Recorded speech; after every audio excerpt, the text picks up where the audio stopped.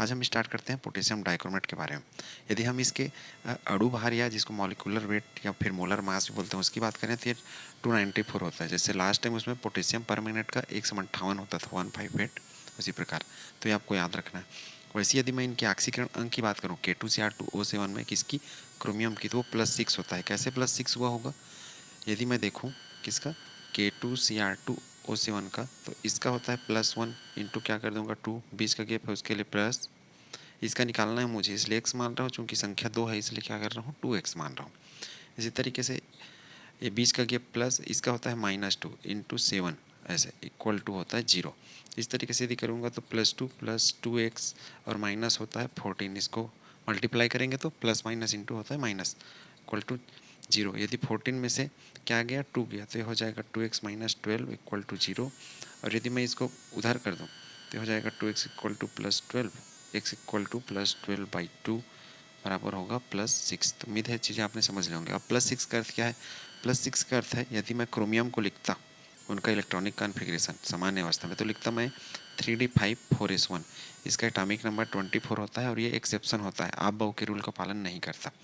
ठीक, तो +6 का अर्थ है कि सारे इलेक्ट्रॉन हट गए, अर्थात यहाँ पे डी का स्थिति कैसा है, D0 स्थिति, जो कि यहाँ पे ये देखिए D0 स्थिति, मतलब डी में कोई इलेक्ट्रॉन ही नहीं है। कब, जब इस कंपाउंड में जो क्रोमियम है उसका पोटेशियम डाइक्रोमेट में।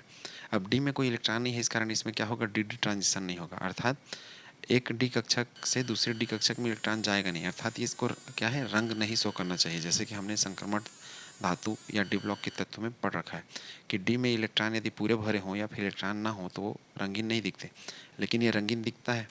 तो इससे क्वेश्चन बनता है कि रंगीन क्यों दिखता है। उसी तरीके से यदि मैं पोटेशियम क्रोमेट की बात करूँ K2Cr O4, यहाँ भी यही +6 स्टेज है। देखिए यहाँ पे -2 इंटू 4 करूँगा तो 4 इंटू 2 मतलब 8 हो जाएगा, -8 और यहाँ से +2, तो 8 में से 2 जाएगा तो कितना आएगा 6। तो इसका इसमें भी D0 स्थिति में और इसको भी रंगीन नहीं दिखना चाहिए, लेकिन ये दोनों कलर शो करते हैं। ये नारंगी रंग का दिखता है पोटेशियम डाइक्रोमेट और नीचे पोटेशियम डोक्रोमेट है, पोटेशियम क्रोमेट, यह पीला अर्थात येलो रंग का दिखता है। अब इसका कारण क्या है, इसका कारण है ligand to metal charge transfer, अर्थात लिगेंड से मेटल में चार्ज या आवेश का ट्रांसफ़र होता है। अब लिगेंड कौन सा है इनमें, तो इसमें लिगेंड है ऑक्सीजन, यहाँ भी लिगेंड है ऑक्सीजन। ये देखिए ऑक्सीजन अपना जो चार्ज है वो किसको, क्रोमियम +6 को देगा। अब देगा तो क्या फ़र्क पड़ेगा, ये जो ऑक्सीजन है वो अपना एक चार्ज, मतलब ये अपना चार्ज जब क्रोमियम 6 को देगा एक चार्ज, तो ये हो जाएगा क्रोमियम +5 हो जाएगा और ये हो जाएगा माइनस, इसके ऊपर -2 होता है या 2 माइनस।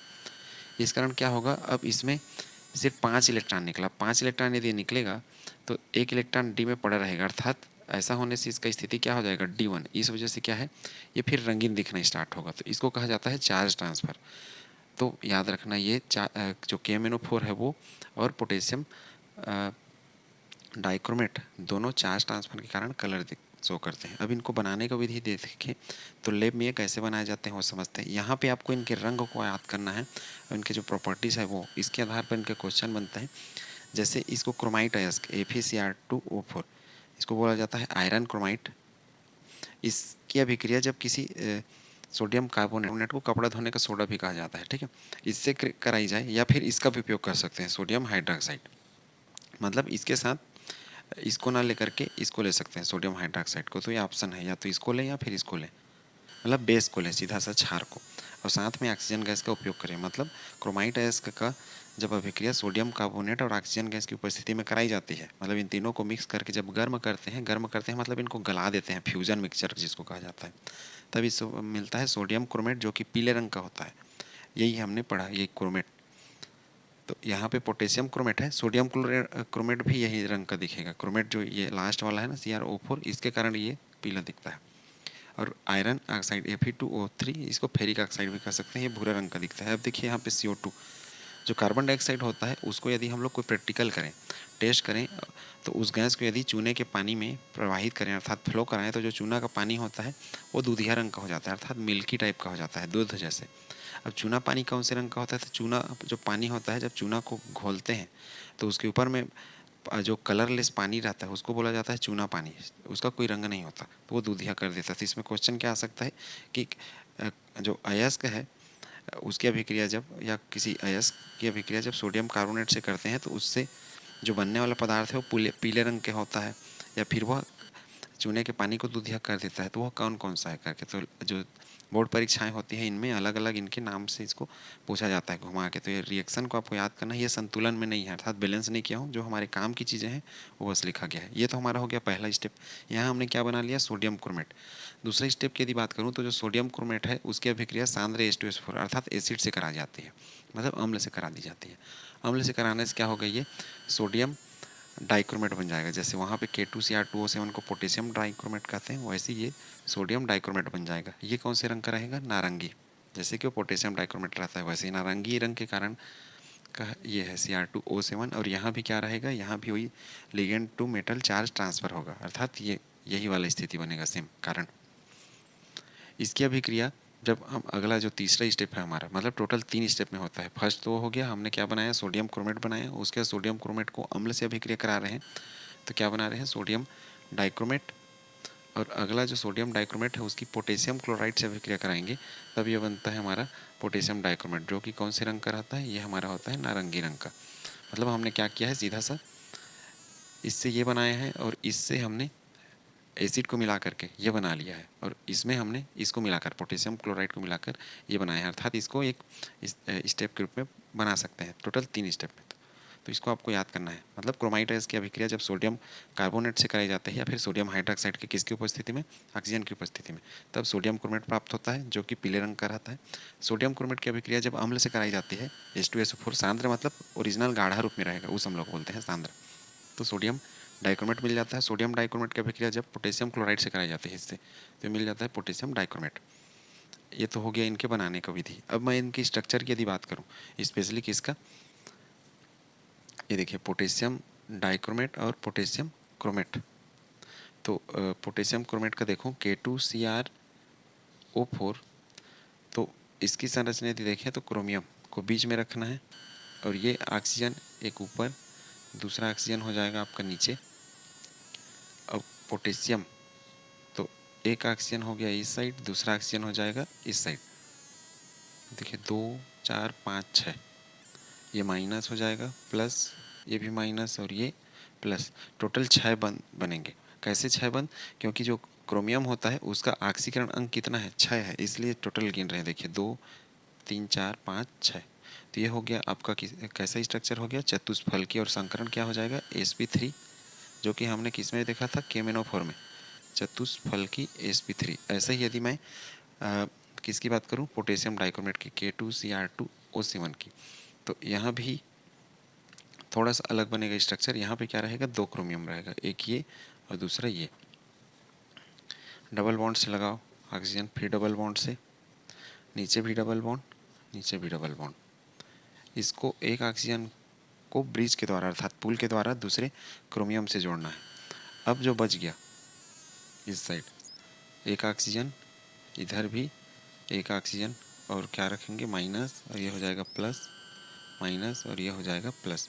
देखिए गिनिए 2 3 4 5 6, 2 3 4 5 6, तो ये हो जाएगा हमारा क्या, पोटेशियम डाइक्रोमेट। अब इसका संरचना यदि देखो तो ये भी वही है, Sp3, यहाँ भी अर्थात संकरण जो रहेगा Sp3 रहेगा। कैसे, 1 2 3 4, 4 साइड से इसको काउंट करेंगे यदि तो बनेगा। संकरण काउंट करने के लिए लास्ट टाइम बताया था कि सिग्मा बंध प्लस लोन पेयर को गिनते हैं। यहाँ सिग्मा बंध देखिए 1 2 3 4, जो डबल बॉन्ड होते हैं उसमें एक सिग्मा बंध होता है, वैसे यहाँ भी है। और संरचना कैसा हो जाएगा, चतुष्फलकी। इसको नोट करिए। फिर हम लोग पोटेशियम डाइक्रोमेट के प्रॉपर्टीज अर्थात गुण के बारे में बात करेंगे। और अब चलिए पढ़ते हैं पोटेशियम डाइक्रोमेट कौन कौन से रासायनिक गुण दिखाता है। यदि इसके रासायनिक गुण की बात करूं तो पहला है, जैसे सेम पोटेशियम परमैंगनेट में होता था, हीटिंग इफेक्ट, अर्थात इसको जब गर्म करते हैं तो पोटेशियम क्रोमेट मिल जाता है, K2Cr O4, क्रोमाइट मिल जाता है Cr2O3, और साथ में ऑक्सीजन गैस मिलता है। आपको याद रखना है ये पीला रंग का रहता है, जो कि हमने पीछे स्ट्रक्चर भी पढ़ा था। ये पोटेशियम डाइक्रोमेट जो कि नारंगी रंग का था, पीछे पढ़ चुके हैं। ये नया चीज़ क्रोमेट Cr2O3 हरे रंग का। तो इसको आप पूछ सकता है कि क्या होता है जब पोटेशियम डाइक्रोमेट को गर्म किया जाता है तो पीले और हरे रंग का कंपाउंड बनता है, उनका सूत्र बताइए करके। तो आपको सूत्र याद करने हैं इसके, ठीक है। रिएक्शन संतुलित नहीं है, आपको इनके जो मुख्य मुख्य चीज़ें हैं वो आपको याद करनी है। सेकेंड है क्षार के साथ अभिक्रिया, अर्थात पोटेशियम डाइक्रोमेट की अभिक्रिया जब किसी बेस के साथ की जाती है, कोई भी बेस हो सकता है, सोडियम हाइड्रोक्साइड, पोटेशियम हाइड्रोक्साइड या कोई भी क्षार जिसको बोलते हैं, तो ये हमेशा पोटेशियम क्रोमेट देता है, अर्थात K2CrO4, मतलब नारंगी से पीला में हो जाता है, जैसे हीटिंग इफेक्ट में होता था वैसा ही। लेकिन इसमें एक और चीज़ है, वाटर बन गया। अब दूसरा इसका और गुण है कि जो हमारे पास पोटेशियम क्रोमेट बना, पहले हमने क्या किया, पोटेशियम डाइक्रोमेट में क्षार का प्रयोग किया, उसकी अभिक्रिया कराई, तब हमको मिल गया पोटेशियम क्रोमेट पीले रंग का। अब इसी पीले रंग से यदि हम इसी क्षार का उल्टा अर्थात अम्ल का प्रयोग कर दें, अर्थात इसमें अम्ल मिला दें, तो फिर से हमको पोटेशियम डाइक्रोमेट मिल जाएगा। अर्थात ये क्या है, दोनों साइड चलने वाला रिएक्शन बन गया। ठीक है, इसको रिवर्सिबल बोल सकते हैं, मतलब क्षार मिलाने पर पोटेशियम क्रोमेट बन रहा है, पोटेशियम क्रोमेट में अम्ल मिलाने पर पोटेशियम डाइक्रोमेट प्राप्त हो रहा है। अब इसका जो महत्वपूर्ण गुण है अगला, जो कि तीसरा है, वो है ऑक्सीकारक गुण। अब इस अम्लीय माध्यम में हम लोग देखें तो अम्लीय माध्यम में जो पोटेशियम डाइक्रोमेट है वो इस तरीके से रहता है, अर्थात वो क्रोमियम +3 में चेंज हो जाता है। मतलब यहाँ का जो क्रोमियम किस में था, +6 में था, वो किस में बदल जाता है, अम्लीय माध्यम में उपयोग करने पर +3 में बदल जाता है। अर्थात इसका यदि n फैक्टर देखूँ, अर्थात इसमें उपयोग होने वाले किसके इलेक्ट्रॉनों की संख्या देखूँ, तो कितना, 6 में से यदि 3 घटाएंगे तो कितना आएगा, 3। तो इसमें से हम लोग इसका जो तुल्यांक भार होता है वो पता कर सकते हैं, अर्थात जो पोटेशियम डाइक्रोमेट होता है उसका अम्लीय माध्यम में तुल्यांक भार, जिसको इक्विवेलेंट वेट बोलते हैं, वो कितना होता है। ऐसा जो यदि क्वेश्चन आता है तो उसका जवाब इस तरीके से आपको देना है। तुल्यांक भार का हमारा सूत्र होता है molar mass by n factor. Molar mass कितना है ये आपको याद रखना है, 294। तो मैं लिखूँगा 294, और अम्लीय माध्यम में कितना आ रहा है, n फैक्टर 3, तो इसको मैं कर दूंगा 3। तो इस तरीके से अम्लीय माध्यम में इसका क्या पता चल जाएगा, तुल्यांक भार। अब यदि मैं इनके रिएक्शन की बात करूं तो हमको मुख्य रिएक्शन क्या याद करना है, तो ये याद रखिए, जो अम्लीय माध्यम का मुख्य रिएक्शन है वो ये है, K2Cr2O7 की अभिक्रिया जब H2SO4 से कराई जाती है, अर्थात सल्फ्यूरिक अम्ल से। पीछे हमने पोटेशियम परमैंगनेट में भी यही किया था, तो ये याद रखना है आपको। तो कैसे संतुलित करेंगे, सेम K2SO4 पहले बनेगा ये, उसके बाद क्रोमियम है ये हमारा, तो क्रोमियम से बनेगा Cr2SO4 थ्राइस, इस तरीके से। इसके अलावा हमारे पास क्या है, हाइड्रोजन है और ऑक्सीजन है, तो इससे बन जाएगा जल H2O, और साथ में 3 ऑक्सीजन बनेगा। ये 3 ऑक्सीजन जिसको नवजात ऑक्सीजन बोलते हैं वो याद करना है, मतलब इस रिएक्शन को इस तरीके से। अब इसके बाद संतुलित करेंगे। ऑक्सीकारक गुण का अर्थ होता है कि एक ऐसा पदार्थ है जिसका खुद का अपचयन हो जाए, अर्थात खुद का रिडक्शन हो जाए और दूसरे का क्या कर दे, ऑक्सीडेशन कर दे, मतलब ये दूसरे का ऑक्सीकरण करेगा, इसलिए ऑक्सीकारक बोल रहे हैं। कौन, पोटेशियम डाइक्रोमेट। ठीक, और कैसे ऑक्सीकरण करेगा, अम्लीय माध्यम में ऑक्सीकरण करेगा इन 3 ऑक्सीजनों के द्वारा। ठीक है, इसलिए यहाँ पे वही 3 डिफरेंस आते थे। अब इनको संतुलित करिए। देखिए सल्फेट यहाँ 1 बार और सल्फेट यहाँ 3 बार, टोटल कितना है, सल्फेट मेरे पास 4 बार है, और यहाँ पे सल्फेट कितना बार है, 1 बार। इस कारण क्या करूँगा, इसके सामने 4 का गुणा कर दूंगा। ठीक, अब सल्फेट तो हो गया हमारा, पोटेशियम भी सही है, क्रोमियम भी सही है। देखिए Cr2, हाइड्रोजन की बारी, 4 दूनी 8, यहाँ हाइड्रोजन देखिए 2 है, तो इसको 8 बनाने के लिए क्या करूँगा, यहाँ भी समीकरण में 4 का गुणा करूँगा। तो इस तरीके से हमारा ये समीकरण संतुलित हो गया, यही हमारा मुख्य समीकरण है। अब इसमें देखिए क्रोमियम का कैसे हुआ होगा, इस क्रोमियम का ऑक्सीकरण अंक -6 है, और यहाँ पे इस क्रोमियम का ऑक्सीकरण अंक -3 है, अर्थात -6 से कितना बदल गया, -3 बन गया, मतलब ऑक्सीकरण अंक इसका कम हो गया, इसलिए यह एक अच्छा ऑक्सीकारक है। लेकिन यह पोटेशियम जो परमैंगनेट होता है हमारा KMnO4, उसकी अपेक्षा जो पोटेशियम डाइक्रोमेट होता है उसका जो ऑक्सीकारक गुण है वो कम होता है। क्यों, क्योंकि यहाँ पे 3 ऑक्सीजन रिलीज होता है, लेकिन यहीं पे यदि हम पोटेशियम परमैंगनेट की बात करें तो उसमें हमने देखा था कि अम्लीय माध्यम में यहाँ पर 3 की जगह 5 ऑक्सीजन था। तो यदि हम तुलना करें किसके किसके बीच में, KMnO4 और K2Cr2O7, दोनों में से कौन एक अच्छा ऑक्सीकारक है, तो अच्छा ऑक्सीकारक ये माना जाएगा पोटेशियम परमैंगनेट। क्यों, क्योंकि उसमें 5 ऑक्सीजन रिलीज होता है। इसको नोट करिए, फिर इसी के आधार पर हम लोग अलग अलग 4 से 5 रिएक्शन को बनाएंगे। ठीक है, अम्लीय माध्यम में पोटेशियम डाइक्रोमेट के ऑक्सीकारक गुण की बात करते हैं। इसमें सबसे पहला देखते हैं कि यह कैसे फेरस सल्फेट को फेरिक सल्फेट में कन्वर्ट करता है। तो जैसे कि हमने पीछे KMnO4 अर्थात पोटेशियम परमैंगनेट का पढ़ा हुआ था, इसी टाइप से सेम। तो ये हमारा रिएक्शन कॉमन रहेगा एसिडिक मीडियम में, अर्थात अम्लीय माध्यम में। जैसे कि हमने पोटेशियम परमैंगनेट पढ़ा था कि अम्लीय माध्यम का एक रिएक्शन कॉमन रहेगा, तो ये रिएक्शन हमारा कॉमन रहेगा और बाकी जो क्या है ये रिएक्शन इनके साथ जोड़ते जाएंगे। कैसे जोड़ेंगे समझना। ये जो फेरस सल्फेट है इसको कैसे कन्वर्ट करेगा, तो फेरस सल्फेट का FeSO4 और फेरस सल्फेट को फेरिक सल्फेट में, तो इसमें थोड़ा ज़्यादा अम्ल की आवश्यकता पड़ती है, इसलिए मैं लिखूंगा H2SO4 प्लस ऑक्सीजन। सिर्फ इसमें H2SO4 लिखना है एक्स्ट्रा, बाकी चीज़ों में नहीं है, बाकी वैसे ही है। ठीक है, तो जो फेरस सल्फेट है ये हमारा ऐसे बदलेगा Fe2SO4 थ्राइस फेरिक सल्फेट में, और साथ में बनेगा H2O वाटर। ठीक है, रिएक्शन को बैलेंस कर लीजिए। SO4 कितना बार है, 3 बार है। यहाँ पे SO4 कितना बार है, 1 और 1 2 बार। हाइड्रोजन आयरन को देखिए, आयरन कितना बार है, 2 बार। यहाँ आयरन कितना बार है, 1 बार, इसलिए 2 का गुणा। इस तरीके से सल्फेट कितना हो गया, 2 और 1 3, और वाटर बैलेंस हो गया।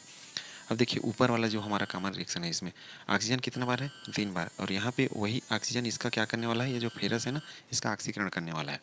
तो ऑक्सीकरण जब किया तो वहाँ यहाँ उपयोग हुआ, लेकिन यहाँ पे हमने कितना लिखा है, 1 लिखा है, इसलिए पूरा रिएक्शन को किससे, 3 से गुणा करेंगे, जिससे क्या है ये रिएक्शन और ये रिएक्शन संतुलित हो जाएगा, बैलेंस हो जाएगा। और जब इनको टोटल करेंगे तो ये इससे जब गुणा करूँगा तो 3 ऑक्सीजन यहाँ मिल जाएगा मुझे, और एरो के इस साइड भी 3 ऑक्सीजन, जिसके कारण क्या है दोनों एक दूसरे से कट आ जाएंगे एक जैसे होने के कारण, एक इस साइड पे और एक इस साइड पे होने के कारण। अब रिएक्शन को टोटल कर लेते हैं। रिएक्शन को टोटल करेंगे तो ऊपर देखिए क्या लिखा है, K2Cr2O7 प्लस H2SO4 कितना बार है, 4, और यहाँ पे देखिए 3 का गुणा किया है तो ये 3 इसके साथ भी आ जाएगा, तो 4 3 कितना होता है, 7, तो 7H2SO4 प्लस अब इसकी बारी, यहाँ 3 का गुणा है तो ये टोटल यहाँ सामने कितना है, 2, तो 3 दूनी 6, तो 6FeSO4। इसको लिखने की आवश्यकता नहीं है क्योंकि लास्ट में कट ही जाएगा इससे। ठीक है, ये इंड हो जाएगा। अब एरो की इस साइड पे देखिए K2SO4 लिखते कैसे हैं, पहले ऊपर वाले को लिखो फिर नीचे वाले को, ऐसे अल्टरनेट क्रम में, प्लस Cr2SO4 थ्राइस, उसके बाद फिर प्लस, यहाँ पे देखिए सामने मतलब यहाँ से 3 और ये इसका गुणा हो रहा है तो क्या लिख देंगे, 3Fe2SO4 थ्राइस। ठीक, और वाटर कितना, यहाँ 3, और इस साइड पे देखिए 4 है, यहाँ पे 3 है गुणा करने के कारण, ऊपर में 4 है, टोटल हो जाएगा 7H2O। इसको लिखने की आवश्यकता नहीं है, क्यों, क्योंकि लिखते तो इसी के साथ वो कटता है, इस कारण ऐसा। तो ये हमारा रिएक्शन हो गया। अब इसको संतुलित कर लीजिए, देखिए ये तो संतुलित ही है, इसके साथ हमने गुणा करके इसको संतुलन कर लिया है। तो इस तरीके से हमारा रिएक्शन कंप्लीट होगा। मतलब फेरस को फेरिक में कैसे कन्वर्ट कर रहे हैं समझिए। यहाँ पे जो आयरन है वो +2 अवस्था में है, लेकिन यहाँ का आयरन +3। ऑक्सीकरण अंक का बढ़ना क्या कहलाता है, ऑक्सीकरण अंक का बढ़ना ऑक्सीकरण कहलाता है, इस कारण इसका ऑक्सीकरण हुआ। मतलब फेरस से फेरिक में ये ऐसा हो गया है, Fe+2 से क्या हो गया है, Fe+3 में बदल गया है। तो ये हो गया हमारा एक। दूसरे यदि देखें तो हाइड्रोजन जो सल्फाइड होता है H2S गैस, उसको ये सल्फर में बदल देता है इस तरीके से। अब यहाँ पे देखिए ये जो सल्फर है हमारा, इसका ऑक्सीकरण अंक है अभी इस जगह पे -2, इसका +1 होता है, गुणा करेंगे तो +2 आएगा, पक्षांतर कर देंगे तो -2 हो जाएगा। यहाँ पे जो सल्फर है इसका ऑक्सीकरण अंक 0 है, -2 से 0 हो गया, अर्थात ये घट जो पीछे था माइनस उससे वो प्लस तरफ जा रहा है, इस कारण क्या है ऑक्सीकरण अंक बढ़ रहा है। तो यहाँ पे इसका क्या हो गया, ऑक्सीकरण। अब इसके साथ कैसे करेंगे, जैसे कि इस रिएक्शन में मैं इसको लिखा हूँ और ऊपर वाले को संतुलित किया हूँ, वैसे ही सेम इसको शुरू वाला ये रिएक्शन रखना है, उसके बाद इसको रखेंगे नीचे में, और यहाँ पे देखिए ऑक्सीजन 1 है तो इसके साथ गुणा करेंगे किसका, 3 का। क्यों, क्योंकि इस वाले समीकरण के लास्ट में देखिए ऑक्सीजन 3 है ये वाला। तो जैसे यहाँ कर रहा हूँ, इसको करने के बाद ऊपर वाले को इसके साथ प्लस कर रहा हूँ, मतलब ऊपर वाला रिएक्शन कॉमन रहेगा। इसको यदि हम लोग आयनिक फॉर्म में लिखें इसी रिएक्शन को सेम, तो आयनिक फॉर्म में भी लिख सकते हैं। कैसे लिखेंगे, Cr2O7 2- प्लस अम्ल लिए हैं इसलिए H+, इसको किस में लिया है हमने, Fe+2 के फॉर्म में लिया है, इससे ये क्या बन गया है, Fe+3 में कन्वर्ट हो गया है। ठीक, तो इस तरीके से इसको लिख सकते हैं। ये आयन के फॉर्म में है छोटा सा एकदम से, लेकिन आप प्रयास कीजिए ऐसा मैनुअल लिखने का, इससे आपको इजी पड़ेगा और आसानी से लिख पाएंगे। वैसे इसको भी कर सकते हैं। आयन के फॉर्म में करने के लिए क्या करेंगे, ये सल्फाइड को ऐसा लिखा जाता है H2- प्लस अम्ल ले रहे हैं इसलिए H+, और साथ में इससे ये क्या बन गया है, ये एस बन गया है, अर्थात सल्फर के रूप में बदल गया है। और साथ में हम लोग चूँकि इसका किसके वजह से ऑक्सीकरण कराए हैं, उसके वजह से क्रोमियम वाले के, तो यहाँ सामने लिखूँगा Cr2O7 2-, जैसे कि यहाँ पे जब टोटल करते ना इसके साथ ऊपर वाले को तो ऐसा आएगा, तो ऐसा ही सेम यहाँ भी आना ही स्टार्ट होगा। ठीक है, वैसे इसको कर सकते हैं। ये वाला जो हमारा रिएक्शन है इसको ठीक इसके नीचे में लिखेंगे और जोड़ेंगे और साथ में क्या करेंगे, इसमें पूरा ये ऑक्सीजन एक है इसलिए समीकरण के साथ टोटल 3 का गुणा करेंगे। और जैसे इसको मैं लिखा हूँ कि ऊपर का एक लिखे, उसके बाद फिर इसको लिखे वो गुणा के साथ, फिर इसको लिखे, या फिर ऊपर का एक लिखो, फिर नीचे का एक, फिर ऊपर का एक, फिर नीचे का एक, ऐसा फिर एरो के उस साइड वैसे ही चलाते रहें। तो जो आयनिक फॉर्म में आता है वो इन्हीं का टोटल का जो रिएक्शन होता है ना, वो आयनिक फॉर्म में नीचे लिखे जाते हैं। ये हमारा ऑक्जेलिक अम्ल के लिए। ऑक्जेलिक अम्ल कैसे बन गया, कार्बन डाइऑक्साइड में। यहाँ पे यदि मैं कार्बन की बात करूँ तो कार्बन का जो ऑक्सीकरण अंक है वो देखिए 2 4 2 6 2 8, 8 में से 2 गया 6 और ये 3। यहाँ पे इसका +3 अवस्था है और यहाँ पे जो कार्बन है ना इसका है +4, अर्थात 3 से वो 4 हो गया, अर्थात इसका क्या हो गया, ऑक्सीकरण। और यहाँ पे देखिए पोटेशियम का इसी रिएक्शन में, ये तो आयरन का था +2 से +3, क्रोमियम का देखेंगे तो ये +6 था और +6 से क्रोमियम क्या हो गया +3। ठीक है, तो इस तरीके से ये कन्वर्ट हो रहा है, बदल रहा है। उसी प्रकार यहाँ पे देखें सोडियम सल्फाइट में, तो ये सल्फर के यदि देखूँ तो सल्फर के यहाँ पे +3 है, 3 दूनी 6, 6 में से 2 गया 4, तो ये +2 है।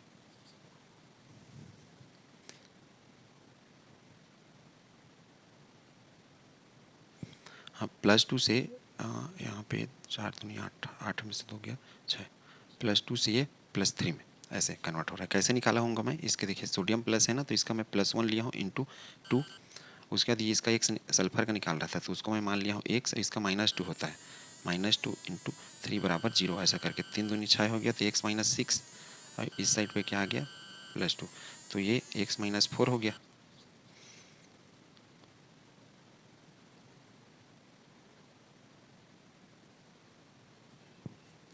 और इसका आ जाएगा +4 और यहाँ पे आ जाएगा +6, ये +4 से +6 में कन्वर्ट हुआ है।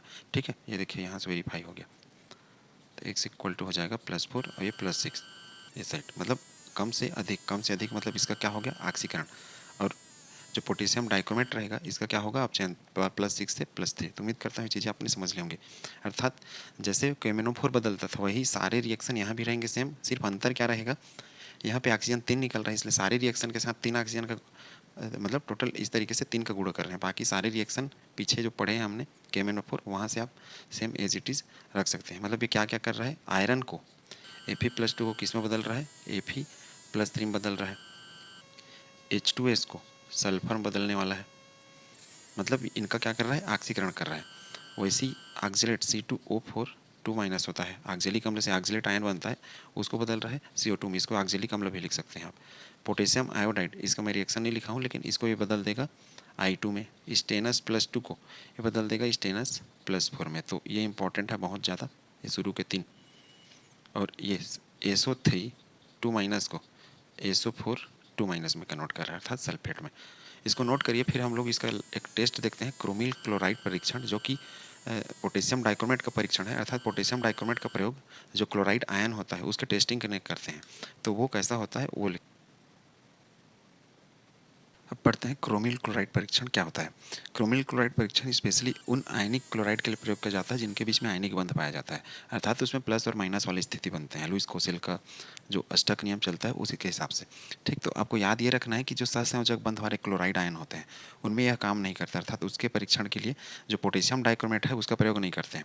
मतलब पोटेशियम डाइक्रोमेट केवल आयनिक बंध वाले जो क्लोराइड रहेंगे उनका परीक्षण करेंगे। और ये जो अपने पास क्लोराइड है जैसे silver chloride, stannous chloride, lead chloride, calomel जिसको मर्क्यूरिक क्लोराइड बोलते हैं, और ये मर्क्यूरस क्लोराइड, इनका परीक्षण ये नहीं करेगा कौन, पोटेशियम डाइक्रोमेट। ठीक, अभी परीक्षण क्या होता है, तो इस परीक्षण में क्या करते हैं, जो ठोस हमारे आयनिक क्लोराइड है जैसे इनमें आयनिक बंध पाया जाता है सोडियम क्लोराइड, पोटेशियम क्लोराइड, तो इनका इसमें ये जो क्लोरीन है ना इनका टेस्ट देता है, क्लोराइड आयन का टेस्ट। मतलब ये क्लोराइड आयन टेस्ट करने का एक विधि है और इसमें प्रयोग करते हैं पोटेशियम डाइक्रोमेट का। इसको कहा जाता है क्रोमिल क्लोराइड। तो जो क्रोमिल क्लोराइड होता है यह एक यौगिक बनता है, उसका नाम है क्रोमिल क्लोराइड। ठीक, तो जिस यौगिक जो आयनिक यौगिक है जिसमें क्लोराइड का परीक्षण करना है उसका उपयोग लेते हैं और साथ में लेते हैं ठोस क्या लेंगे, पोटेशियम डाइक्रोमेट। ये कैसा दिखता है, ये दिखता है हमारा नारंगी रंग का अर्थात ऑरेंज कलर का। और साथ में लेंगे सांद्र H2SO4 जिससे बनेगा क्रोमिल क्लोराइड यौगिक बनेगा CrO2Cl2, इसका सूत्र है। अब इसका अभिक्रिया जब किसी क्षार से अर्थात सोडियम हाइड्रोक्साइड या फिर पोटेशियम हाइड्रोक्साइड किसी क्षारी विलयन से करेंगे तब सोडियम क्रोमेट बनता है। ये भी क्या रहता है, ये पीला विलियन बनता है येलो कलर का। ठीक है, क्रोमेट जैसे पीछे पढ़े हैं सेम वैसी वहाँ सोडियम डाइक्रोमेट पढ़े थे और एक क्रोमेट पढ़े थे, तो क्रोमेट के कारण ये पीला दिखेगा। जितना में क्रोमेट बनेगा सब पीले रंग के। अब इसका लेड एसीटेट से जब अभिक्रिया करा देते हैं, अर्थात जो पीला विलियन बनता है उसका लेड एसीटेट से, तो ये बन जाता है लेड क्रोमेट। तो लेड क्रोमेट जो बनेगा वो तो पीला बनेगा, लेकिन साथ में ये पीला अवक्षेप देगा। अवक्षेप का अर्थ है कि जब हम लोग ये कोनिकल फ्लास्क लेकर के इसको जब छानेंगे इस तरीके से, तो छानेंगे तो ये जो पोर्शन रहेगा ना इसमें, यहाँ पे हमको अवक्षेप मिल जाएगा। अर्थात ये जब विलियन बना होगा तो नीचे तली में बैठे रहेगा जो पदार्थ है पीले रंग का वो, और उसको छानेंगे तो हमको इस छन्ने मिल जाएगा, उसको बोला जाता है अवक्षेप। अंग्रेजी में बोल देते हैं पार्सिपिटेट। ठीक, तो उम्मीद है पोटेशियम डाइक्रोमेट के जो गुण हैं और इसको उम्मीद है पोटेशियम डाइक्रोमेट के जो भी टेस्ट हैं अर्थात परीक्षण हैं और इनके जो गुण संरचना, ये रंग क्यों दिखाते हैं अलग अलग, उसके कारण आपने समझ लिया हो। यदि वीडियो आपको अच्छा लगता हो तो ज़रूरतमंद बच्चों को जरूर शेयर करें। आज के लिए बस इतना ही। नेक्स्ट टॉपिक में हम लोग बात करेंगे एप ब्लॉक के तत्वों की, जिसमें हम लोग लेंथेनाइड और रेक्टिनाइड की बात करेंगे। ये हमारा इस यूनिट का लास्ट होगा, इसके बाद का वीडियो। ठीक है, थैंक यू।